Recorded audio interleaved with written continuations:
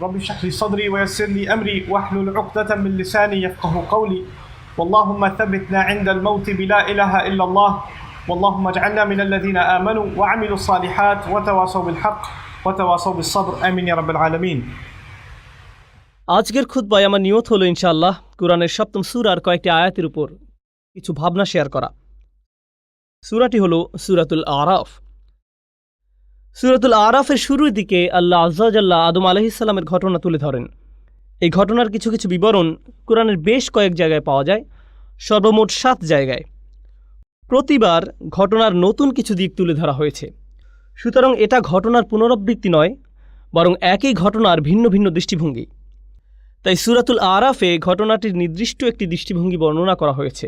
এখান থেকে যে শিক্ষা আমরা লাভ করব তা একেবারে অনন্য। এই শিক্ষা বাকারায় পাবেন না, পরের দিকের সূরা সফফাত বা অন্য কোনো সূরায় পাবেন না। এটা কোরআন অধ্যয়নের মূলনীতির অংশ। হয়তো কেউ বলতে পারেন, আমি তো নবীদের ঘটনা জানি, আমি ইতিমধ্যে আদম আলাইহিস সালামের ঘটনা জানি বা মূসা আলাইহিস সালামের ঘটনা প্রভৃতি জানি। প্রকৃতপক্ষে প্রতিবার আল্লাহ যখন কোনো ঘটনা বর্ণনা করেন, তিনি আসলে আপনাকে ভিন্ন ভিন্ন কিছু পাঠ শিক্ষা দিচ্ছেন এবং পৃথক পৃথক প্রজ্ঞা শিক্ষা দিচ্ছেন। আজকে আপনাদের জন্য সে প্রজ্ঞাগুলোর একটির উপর গুরুত্ব দেব, আর তা হলো শুরু থেকে আল্লাহ কিভাবে মানবজাতির সৃষ্টি নিয়ে কথা বলেছেন। খুতবার শুরুতে আমি আয়াতটি তেলাওয়াত করেছি। আল্লাহ আযজা ওয়া জাল্লা বলেন, ক্বাদ খালাকনাকুম, আমি তোমাদেরকে সৃষ্টি করেছি, সুম্মা সাওয়ারনাকুম, অধিকন্তু আমি শুধু তোমাদের সৃষ্টি করিনি, আমি তোমাদের রূপও দান করেছি। আকাশসমূহ এবং পৃথিবী সৃষ্টি করেছেন আল্লাহ, পর্বত সৃষ্টি করেছেন আল্লাহ, সৃষ্টি করেছেন অনিন্দ সুন্দর ঝর্ণাধারা আল্লাহ, সৃষ্টি করেছেন সম্প্রসারিত মহাবিশ্ব আল্লাহ, সৃষ্টি করেছেন ঝিকমিক করা তুষারকণা, বরফকণা। আল্লাহর সৃষ্টি সব কিছুতেই আছে মন করা সৌন্দর্য। আল্লাহ স্বাভাবিক বর্ণনা ভঙ্গির বাহিরে গিয়ে কোনো কিছুর সৌন্দর্য বর্ণনা করেন না, শুধু এটা বলেন যে তিনি অমুক জিনিস সৃষ্টি করেছেন।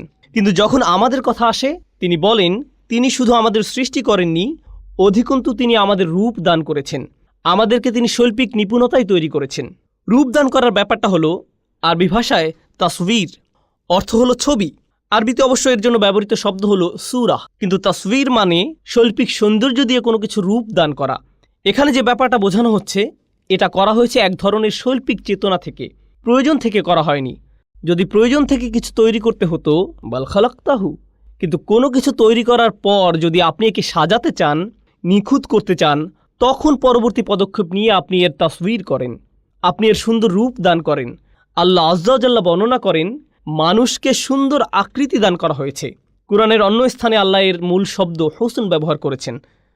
অতএব আল্লাহ আযজা ওয়া জাল্লা বলেন, লাকাদ খালাকনাল ইনসানা ফি আহসানি তাকওয়িম, সূরা 3 এর বিখ্যাত আয়াত।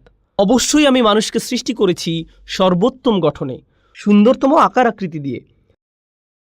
আল্লাহ আযজা ওয়া জাল্লা বলেন সূরা মুমিনে, খালাকাকুম ফা আহসানা সুওয়ারাকুম সাওয়ারাকুম ফা আহসানা সুওয়ারাকুম, আর তিনি তোমাদেরকে আকৃতি দিয়েছেন, অতঃপর তোমাদের আকৃতিকে সুন্দর করেছেন। তিনি এখানে পরবর্তী পদক্ষেপের কথা বলছেন, যা নিজেই সুন্দর। তিনি এর সাথে আরেক ধাপ সৌন্দর্য যোগ করলেন, কারণ আল্লাহ আযজা ওয়া জাল্লা কোরআনে বিশেষ মনোযোগ আকর্ষণ করেছেন মানুষের সৌন্দর্য এবং আকর্ষণীয়তার প্রতি। মানুষ আকর্ষণীয় এক সৃষ্টি, মানুষ আল্লাহর অনিন্দ সুন্দর এক সৃষ্টি, আর এটি মানবজাতির জন্য খুবই শক্তিশালী একটি দিক। বস্তুত আজকের বিশ্বে মানুষের সৌন্দর্যকে ঘিরে যে ইন্ডাস্ট্রি গড়ে উঠেছে, তার সবচেয়ে বেশি লাভজনক ইন্ডাস্ট্রির মাঝে অন্যতম। কসমেটিক ইন্ডাস্ট্রি থেকে শুরু করে ফ্যাশন ইন্ডাস্ট্রি, পোশাক শিল্প, ফিল্ম ইন্ডাস্ট্রি, সব কিছুতে সৌন্দর্যকে পুঁজি করে তারা ব্যবসা করে। কিসের ভিত্তিতে তারা অভিনেতা, অভিনেত্রী, মডেল ইত্যাদি নির্বাচন করে।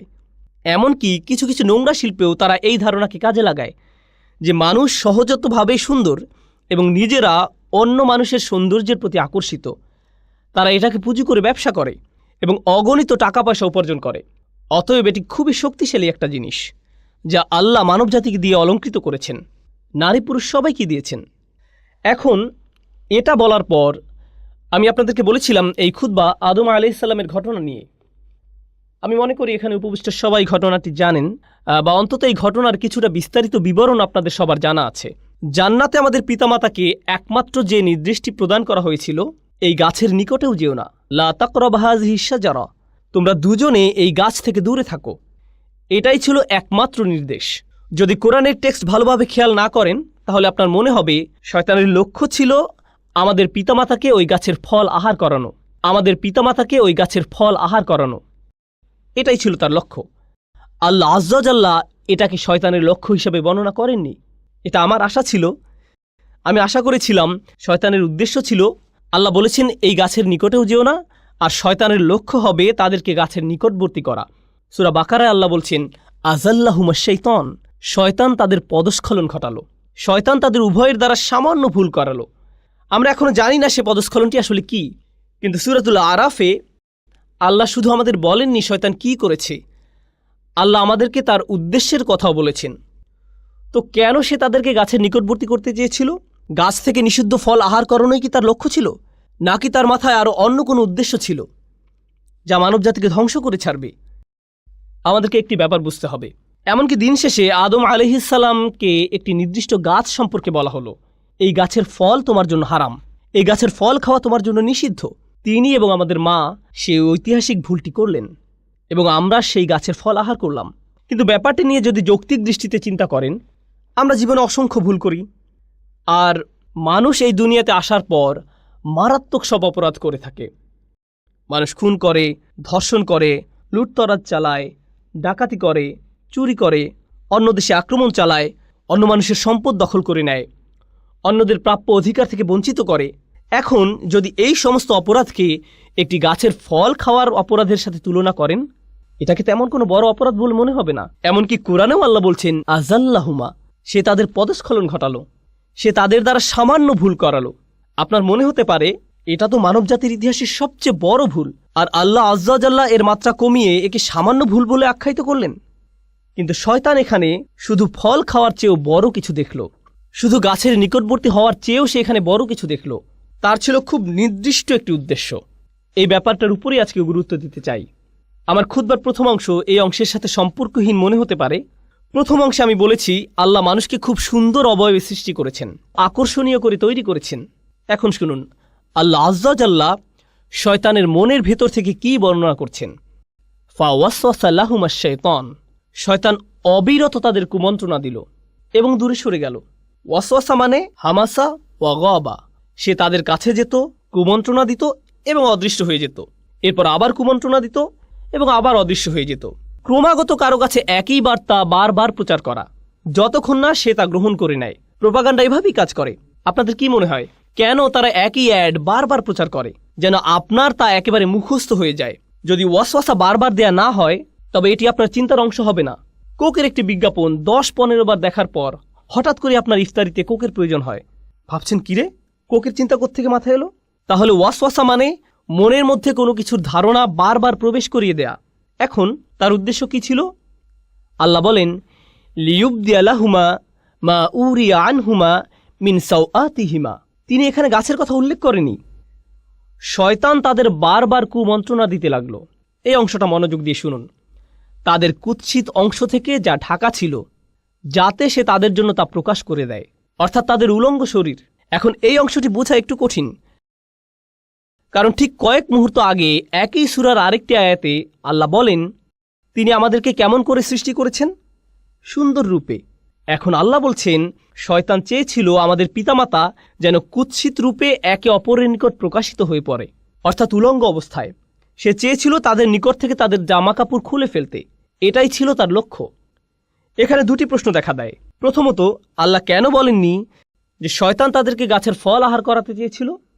আর দ্বিতীয়ত, হঠাৎ করে কেন যে শরীর আল্লাহ সুন্দর আকৃতিতে সৃষ্টি করেছেন এখন সেটা কুৎসিত? আল্লাহ কোন কারণে এই কথা বলছেন? এই সমস্যাটি মানবজাতিকে, বিশেষ করে ঈমানদারদের অবশ্যই বুঝতে হবে। আল্লাহ আজ্জা জাল্লা এই শরীরকে সুন্দর করে সৃষ্টি করেছেন।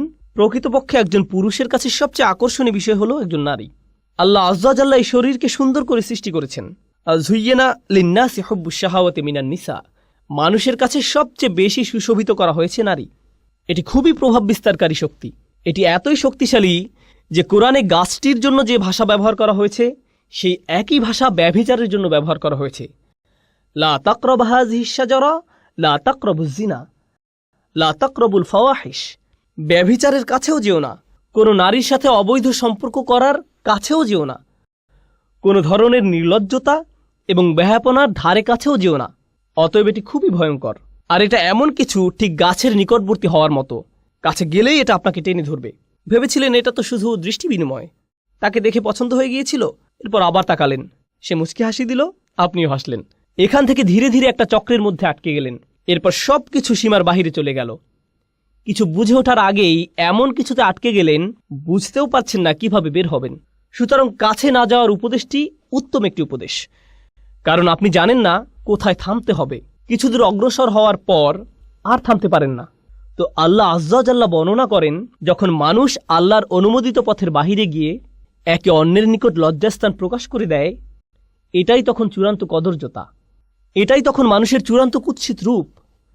পুরুষ এবং নারীর সুন্দর একটি ভালোবাসার সম্পর্ক থাকার কথা।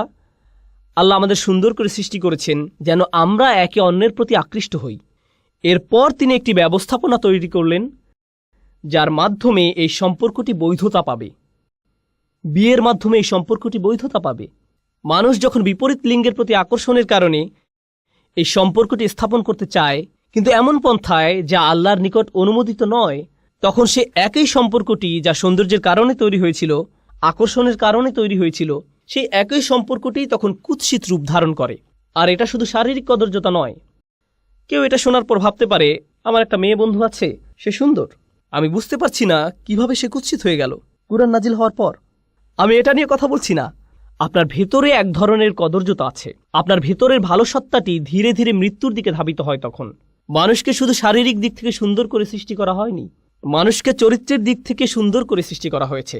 আর আপনি যখন অবৈধ একটি সম্পর্কে জড়িয়ে পড়েন, তখন আপনার ভেতরে যে সৌন্দর্যগুলো ছিল, আল্লাহ আপনাকে যে সৌন্দর্যগুলো দান করেছিলেন, তার থেকে কিছু কিছু তখন আপনার কাছ থেকে পালাতে শুরু করে। আপনার ভেতর থেকে টেনে হিঁচড়ে বের করে ফেলা হয়। ফলে দেখবেন, যখন কোনো যুবক ছেলে কোনো মেয়ের সাথে অবৈধ সম্পর্কে জড়িয়ে পড়ে, বা কোনো মেয়ে কোনো ছেলের সাথে, তখন লক্ষ্য করবেন তারা দিন দিন তাদের পিতামাতার সাথে বদমেজাজি আচরণ থেকে আরও বেশি বদমেজাজি আচরণ করতে থাকে। তাহলে দেখা যাচ্ছে এই সম্পর্কটি তাদের জীবনের অন্যদিকে কদর্যতা নিয়ে এসেছে। আপনি বুঝতেও পারবেন না তার এরকম পরিবর্তনের কারণ কি। এটাই হলো সাওয়া বা কদর্যতা। প্রসঙ্গত, কুৎসিতের আরবি হলো কবাহা, এটা কাবিহ, এটা কুৎসিত। তাহলে সাওয়া অর্থ কি? আরবিতে সাওয়া মানে লাশ। লাশ দেখা মানুষের দৃষ্টিতে খুবই অস্বস্তিকর এবং কদর্য। এর দুর্গন্ধ, আকৃতি, গলে পচে যাওয়া মাংস, চামড়া, এর সর্বত্র পোকামাকড়, এর সব কিছুই আমাদের চিন্তায় খুবই অসহ্য। এই চিত্রটি আল্লাহ আজ্জা জাল্লা তুলে ধরেছেন। অন্য কথায়, আপনার শরীর জীবনী শক্তিতে পরিপূর্ণ, কিন্তু আপনার আত্মার মৃত্যু ঘটেছে। আপনার আত্মা একটি লাশে পরিণত হয়েছে। লিউবদি আলাহুমা মা উরিয়া আনহুমা মিন সাওআতিহিমা। শয়তান তাদের লজ্জাস্থান প্রকাশ করে দিতে চেয়েছিল, কুৎসিত অবস্থা, সে তাদের ভালো দিক দূর করে দিতে চেয়েছিল। প্রসঙ্গত, এই সম্পর্কে আরেকটি ব্যাপার উপলব্ধি করা গুরুত্বপূর্ণ। আল্লাহ আজ্জা জাল্লা মানব জাতিকে ফেরেশতাদের চেয়েও উত্তম মর্যাদা দিয়েছেন। ইবলিসের চেয়েও তিনি মানুষকে উত্তম মর্যাদা দিয়েছেন। আর শুধু একটি জিনিসের কারণে মানুষ এই উত্তম মর্যাদা লাভ করেছে। ওয়ানাফাখতু ফীহি মির রূহি ফাকাউ লাহু সাজিদিন। আল্লাহ যখন মানুষের ভেতরে রূহ ফুঁকে দিলেন, শরীরকে সুন্দর করে সৃষ্টি করা হয়েছে, কিন্তু যে রূহ আল্লাহ মানুষের ভেতরে ফুঁকে দিয়েছেন, যে আত্মা আল্লাহ আপনার ভেতরে ফুঁকে দিয়েছেন, যে ভালো গুণগুলো তিনি আপনাকে দিয়েছেন, সেটাই আপনাকে বেশি সৌন্দর্যমণ্ডিত করেছে আল্লাহর যে কোনো সৃষ্টির চেয়ে।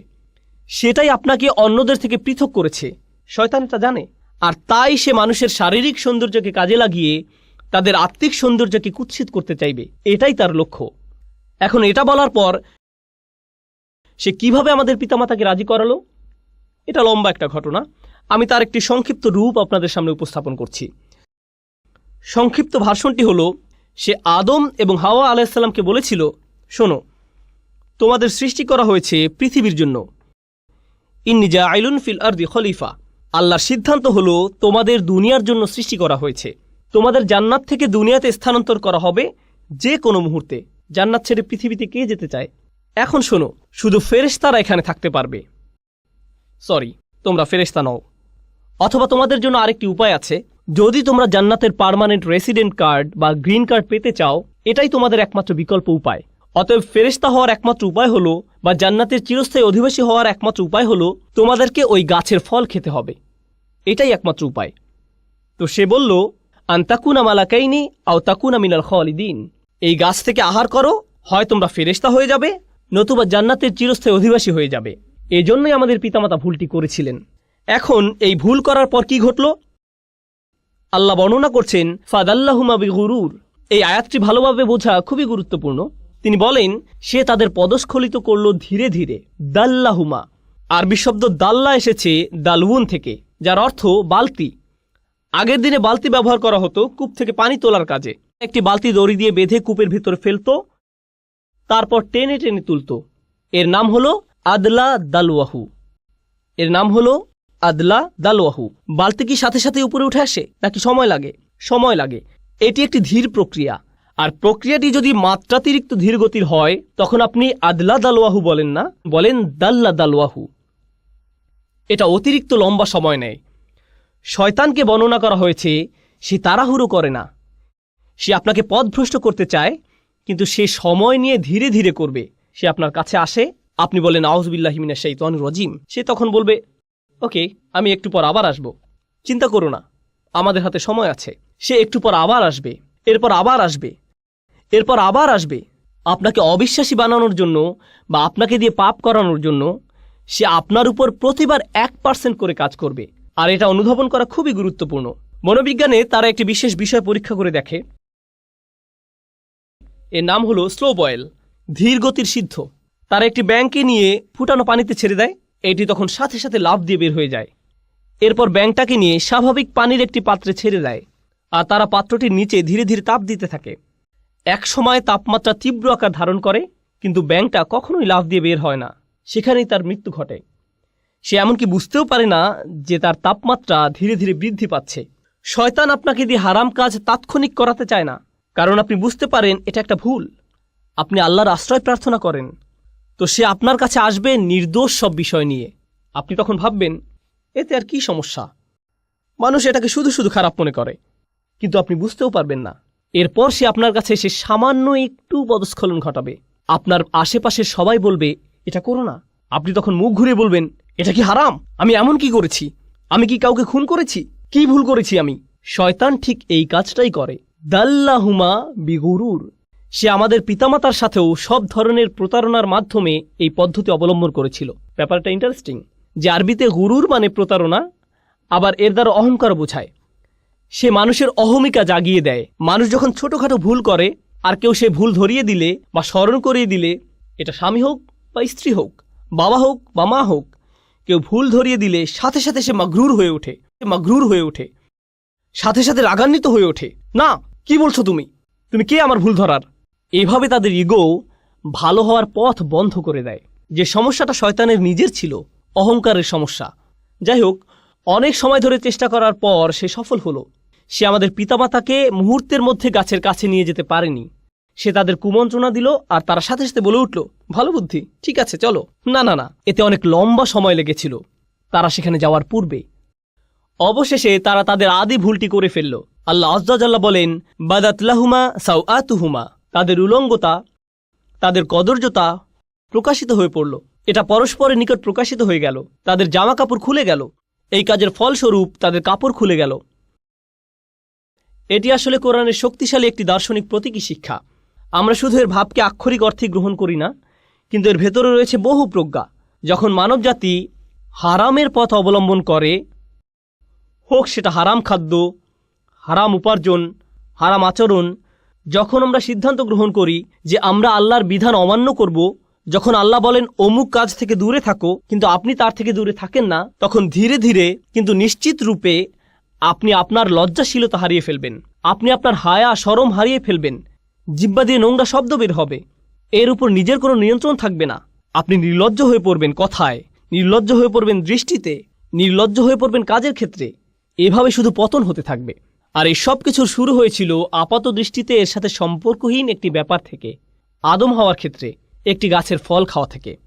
আর আমাদের ক্ষেত্রে যখন কোনো ব্যাপারে আমরা আল্লাহকে অমান্য করব, তার নিষিদ্ধকৃত বস্তুর নিকটে যাব, আমাদেরকে দেয়া আল্লাহর শ্রেষ্ঠ উপহার, আমাদের হায়া, আমাদের লজ্জা, আমাদের শালীনতা, আমাদের সংকোচের চেতনা চুরমার হয়ে যাবে। আমরা এর অযোগ্য হয়ে পড়ব।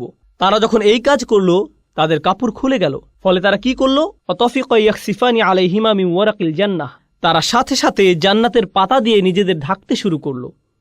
তারা অপমানিত হলো এবং নিজেদের লজ্জা ঢাকতে লাগলো। আমরা এখান থেকে কি শিখছি? পরস্পরের সম্মুখে উলঙ্গ না হওয়াটা আদম সন্তানের প্রকৃতিতেই আছে। পোশাক পরিচ্ছদ পরে থাকা, নিজেদের লজ্জা ঢেকে রাখা, এটা আদম সন্তানের সহজাত প্রকৃতিতে স্থাপন করে দেয়া হয়েছে। এজন্য মানবজাতির সকলে সহজাতভাবে নিজেদের ঢেকে রাখতে পছন্দ করে। বাচ্চা মেয়ে বা বাচ্চা ছেলে সামান্য বুদ্ধি হলেই 2 বছর বয়স, 3 বছর বয়স বা 4 বছর বয়স, খুবই ছোট, তাদের কোনোভাবেই এখনো বুদ্ধিমান সচেতন প্রাণী বলা যায় না। কিন্তু মা জামা পরানোর সময় বাবা যদি সামনে এসে যায়, তারা লজ্জিত হয়ে পড়ে, তারা কম্বলের নিচে লুকিয়ে পড়ে। আল্লাহ মানবজাতির ভেতরে প্রাকৃতিকভাবেই লজ্জার চেতনা স্থাপন করে দিয়েছেন। কিন্তু তখন কি হয়, যখন শয়তান কুমন্ত্রণার পর কুমন্ত্রণা দিতে থাকে, সে কুৎসিত সবকিছুকে মানুষের নিকট সুন্দর হিসেবে উপস্থাপন করে। ওয়াযায়্যানা লাহুমুশ শাইতানু আমালাহুম, শয়তান তাদের কাজগুলোকে তাদের নিকট সুন্দর হিসেবে উপস্থাপন করে। ঈমান থাকলে, বিশ্বাস থাকলে আল্লাহ যাকে কুৎসিত বলেছেন আমরাও তাকে কুৎসিত মনে করি, আল্লাহ যাকে সুন্দর বলেছেন আমরাও তাকে সুন্দর মনে করি। কিন্তু যদি শয়তানকে আপনার অন্তরে প্রবেশ করতে দেন, যে জিনিসগুলো কুৎসিত মনে হওয়ার কথা ছিল তাই আপনার কাছে সুন্দর মনে হওয়া শুরু করবে। এরপর সমাজের অবস্থা এমন পর্যায়ে এসে উপনীত হয়, আপনি যত কম জামা কাপড় পরবেন, আপনার জামা কাপড় যত খোলামেলা হবে। রাসূল যেমন বলেছেন, কাসিয়াত আরিয়াত সাল্লাল্লাহু আলাইহি সাল্লাম, একসময় মহিলারা এমনভাবে জামা কাপড় পরবে, যদিও তাদের শরীরে কাপড় থাকবে কিন্তু দেখতে মনে হবে উলঙ্গ। জামা কাপড় এমন টাইট হবে, মনে হবে যেন শরীরের উপর রং করা হয়েছে, কোনো কিছু সে পরিধান করেনি। অবস্থা এমনই হবে এক সময়, আর এটাই মানবজাতির কাছে সুন্দর মনে হবে। কিন্তু পক্ষান্তরে প্রসঙ্গত এটা শয়তানের ফাঁদ। মানবজাতির চূড়ান্ত ব্যর্থতা হবে তখন যখন নির্লজ্জতাকে সুন্দর মনে হবে, উদযাপন করা হবে। প্রসঙ্গত তারা কি করে, এখানে উপস্থিত অনেক যুবক ছেলের জন্য সিয়াম পালন করা অনেক কঠিন মনে হয়, কারণ সে নিজে নিজে প্রতিজ্ঞা করেছে রমজানে সে কোনো মুভি দেখবে না। ওরা আপনাকে মুভি দেখার জন্য কিভাবে প্ররোচিত করে, ওরা ট্রেইলার বানায়। আর এই ট্রেইলারগুলোতে কি দেখানো হয়, হয়তো এটি কোনো অ্যাকশন মুভি ট্রেইলার, বিস্ফোরণ হচ্ছে, একটি গাড়ি আরেকটি ধাওয়া করছে, ফাইট হচ্ছে, ঠিক মাঝখানে কোথাও তারা উলঙ্গ একটি দৃশ্য যোগ করে দিবে কয়েক সেকেন্ডের জন্য। মুভির গল্পের সাথে এর কোনো সম্পর্ক নেই। তারা এটা দিয়ে লোভ দেখায় যেন আপনি বলে ওঠেন, ওহ আমাকে এখন এটা দেখতে হবে। তারা এভাবে আপনাকে আটকে ফেলে। তারা বেহায়াপনাকে উদযাপন করে। তারা এমন জিনিস উদযাপন করে যা মানবজাতির দৃষ্টির আড়ালে লুকিয়ে থাকার কথা ছিল। এরপর আছে অন্য প্রান্তের কিছু লোক, আমাদের সব সময় শালীন থাকতে হবে, আমাদের লজ্জা থাকতে হবে, আমাদেরকে নিজেদের হায়া শরমে সংরক্ষণ করতে হবে। আস্তাগফিরুল্লাহ। এখন আপনি সারা জীবন ধরে সব সময় চোখ নিচু করে রাখেন, জীবনে মাটি আর ঘাস ছাড়া কোনো কিছু আপনার চোখে পড়েনি। যে মেয়েকে বিয়ে করবেন এমনকি তার দিকেও চোখ তুলে তাকান না। এমনকি বিয়ে হওয়ার পরেও কিছু কিছু মুসলিম সংস্কৃতিতে আমরা এতই ধার্মিক যে আমরা কোরআনের চেয়েও বেশি ধার্মিক, আমরা রাসূল সাল্লাল্লাহু আলাইহি সাল্লামের সুন্নাহ থেকেও বেশি ধার্মিক। স্ত্রী সবসময় জিলবাব হিজাব পরে থাকে, এমনকি ঘরের ভেতরেও সে এমনকি তার স্বামীর জন্যও সাজে না, এমনকি তার স্বামীর জন্যও সুন্দর পোশাক পরে না। সে কখনো তার স্বামীকে নিজের দিকে আকৃষ্ট করার চেষ্টা করে না। যদি জিজ্ঞেস করেন কেন এমনটা করো না, সে বলবে আস্তাগফিরুল্লাহ আস্তাগফিরুল্লাহ। এটা আস্তাগফিরুল্লাহ নয়, তুমি যে স্বামীর কাছেও নিজেকে ঢেকে রাখো এটাই আস্তাগফিরুল্লাহ। কারণ নারী পুরুষের সম্পর্ক যদি সৌন্দর্যমণ্ডিত না হয়, হালাল সীমার ভেতরে সম্পর্ক যদি হালালের ভেতরে সুন্দর না হয়, তখন শয়তান পুরুষ মানুষটির অন্তরে কুমন্ত্রণা দেওয়ার সুযোগ পেয়ে যায়। সে বলবে তুমি যা চাচ্ছ তা বিয়ের সীমার বাহিরে পাবে, বাহিরে পাবে। বুঝতে পারছেন? আল্লাহ আযজা ওয়া জাল্লা কোরআনে এই সুন্দর সম্পর্কের সংরক্ষণ করেছেন যেন বিয়ের ভেতরে সম্পর্কটা সুন্দর এবং রোমান্টিক থাকে। কিভাবে তিনি এটা করেছেন? আল্লাহ আযজা ওয়া জাল্লা একই সূরায় বলেন, তিনি বর্ণনা করেন, ইয়া বানি আদমা খুযু যিনাতাকুম ইনদা কুল্লি মসজিদ, হে বনি আদম তোমরা প্রত্যেক নামাজের সময় সাজসজ্জা পরিধান করে নাও। পরবর্তী আয়াতে তিনি বলেন, কুল মান হাররামা যিনাতাল্লাহ, বলো কে হারাম করেছে আল্লাহর সৌন্দর্য উপকরণ। এখান থেকে আমরা শিখতে পারি আল্লাহ এই সৌন্দর্য সবসময় ঢেকে রাখার কথা বলছেন না। আল্লাহ বলছেন এই সৌন্দর্য প্রদর্শন করার জন্য উপযুক্ত জায়গা আছে, এর জন্য উপযুক্ত পরিবেশ রয়েছে। তিনি আপনার এই সৌন্দর্যকে অস্বীকার করছেন না, তিনি এটা তৈরি করেছেন যেন আপনি এর প্রতি আকৃষ্ট হন, কিন্তু উপযুক্ত মাধ্যমে এটা পেতে হবে। এজন্যই তিনি এই সৌন্দর্য সৃষ্টি করেছেন। তাই তিনি বলছেন, ইউওয়ারি সাওআতিকুম ওয়ারিশান কদ আনজালনা আলাইকুম লিবাসান ইউওয়ারি সাওআতিকুম ওয়ারিশান। সুবহানাল্লাহ। আমি তোমাদের জন্য পোশাক অবতীর্ণ করেছি, আমি পোশাক নাজিল করেছি। আল্লাহ এই আয়াতে বলছেন পোশাকও কোরআনের মতো ওহির মতো আল্লাহর নাজিলকৃত একটি উপহার, যেভাবে আমরা কোরআনকে সাজাই সেভাবে আমাদের সুন্দর পোশাক পরিধান করার কথা, শালীন কিন্তু সুন্দর পোশাক, যেন এটি আমাদের কদর্যতাকে ঢেকে রাখে। এরপর তিনি বলছেন ওয়ারিশান, পোশাক দিয়েছি তোমাদের শোভা বর্ধনের জন্য। প্রসঙ্গত আরবিতে রিশা এর শাব্দিক অর্থ হল পাখির পালক। পাখির পালক। কবলার রামি ইউরাসুসাহাম, তীর নিক্ষেপ করার আগে তীরের মধ্যে পালক লাগিয়ে নাও। তো পালকের ব্যাপারটা হলো আগের দিনে মেয়েরা তাদের জামায় পালক লাগিয়ে সাজত। এখানে মূল ব্যাপারটা হলো সৌন্দর্যমণ্ডিত করা, শোভাবর্ধন। আল্লাহ আজ্জা জাল্লা আসলে আমাদের গভীর প্রজ্ঞাপূর্ণ একটি ভারসাম্য দান করেছেন। আমাদের আজকের বিশ্ব, মার্কিন যুক্তরাষ্ট্র সহ আধুনিক বিশ্ব এবং মুসলিম বিশ্বের অধিকাংশ অঞ্চল যা ভ্রান্ত উপায়ে আধুনিক হচ্ছে, এগুলোর দিকে তাকালে আপনি কি দেখতে পান? আপনি দেখতে পান সুন্দর সুন্দর রাস্তাঘাট, আধুনিক সব দালান কোঠা, সরকার ব্যবস্থা, টেকনোলজি, ভালো ভালো কত কিছু ঘটছে। কিন্তু একটি ক্ষেত্রে মানবতা তার স্বকীয়তা হারিয়ে ফেলছে, আর তা হলো আমরা নির্লজ্জতা এবং বেহায়াপনা উদযাপন করছি। কিশোর ছেলেমেয়েরা বড়দের চেয়েও বেশি নোংরা শব্দ জানে। তারা স্কুলে পরস্পরের কাছ থেকে শিখছে। মোবাইল ডিভাইসের মাধ্যমে এমন সব জিনিসের দ্বার আপনার নিকট উন্মোচিত হচ্ছে যা আপনার আত্মাকে একেবারে ধ্বংস করে ছাড়বে। প্রতি মুহূর্ত, সব সময় এসব ছবি দ্বারা আক্রান্ত হচ্ছেন প্রতিনিয়ত, এসব শব্দ দ্বারা, এসব মেসেজ দ্বারা। একদিকে আমাদের নিজেদের রক্ষা করতে হবে। যে সৌন্দর্য আল্লাহ আমাদের ভেতরে দান করেছেন সারা জীবনের জন্য তা ঢেকে রাখা সম্ভব নয়, এবং আশা করা যায় যে এটা আমাদের উপর কোনো প্রভাব ফেলবে না। এর জন্য দরকার উপযুক্ত একটি রাস্তা, উপযুক্ত একটি উপায় দরকার, অর্থপূর্ণ এবং উদ্দেশ্যপূর্ণ উপায়ে এর মুক্তি দরকার। আর তা হলো বিবাহ নামক প্রতিষ্ঠান। এটাই সেই প্রতিষ্ঠান। আল্লাহ আজ্জা জাল্লা আমাদের খুব সুন্দর প্র্যাকটিক্যাল একটা ধর্মদান করেছেন। তিনি আমাদের থেকে সাধু সন্ন্যাসী হওয়া আশা করেন না। সাহাবারা রাদিয়াল্লাহু আনহুম আজমাইন তথা রাসূল সাল্লাল্লাহু আলাইহি সাল্লামের সঙ্গীদের ইসলামের পূর্বেও একটি জীবন ছিল, আর সে সময় তারা ঠিক এমন ছিলেন না যে আস্তাগফিরুল্লাহ ওইদিকে আপুরা আছেন। সে সময় তারা এমন জীবন পার করেননি। ইসলামের পূর্বে তাদের কারো কারো রোমান্টিক জীবন ছিল, কেউ কেউ এমনই ছিলেন। এমনকি ইসলাম গ্রহণ করার পরেও সেই জীবন থেকে বের হয়ে আসা তাদের জন্য কষ্টকর ছিল। একদিন এক সাহাবী রাসূল সাল্লাল্লাহু আলাইহি সাল্লামের কাছে এসে বললেন, ইয়া রাসূলুল্লাহ, আমি খুব দুঃখিত, আমি রাস্তায় এক মেয়েকে চুম্বন করে ফেলেছি। একজন সাহাবী এটা করেছেন রাস্তায়। রাসূল সাল্লাল্লাহু আলাইহি সাল্লাম তাকে কয়েক রাকাত নামাজ পড়তে বললেন, কারণ তিনি ধীরে ধীরে ভালো হচ্ছেন, তিনি আস্তে আস্তে ভালো হওয়ার দিকে এগিয়ে যাচ্ছেন। আমি বলছি না যে এমনটা করা আপনাদের জন্য বৈধ। যারা মাত্র ইসলামে প্রবেশ করেছেন, এটা তাদের জন্য একটা জার্নি ছিল। রাসূল সাল্লাল্লাহু আলাইহি সাল্লাম তাকে এভাবে ধমক দেননি। তুমি কি আদম আলাইহিস সালামের ঘটনা শুনোনি? তুমি কি জানো না এই কারণে আমাদেরকে জান্নাত ত্যাগ করতে হয়েছিল, আর তুমি সেই শয়তানের পদাঙ্ক অনুসরণ করছো? না, তিনি লম্বা কোনো লেকচার দেননি।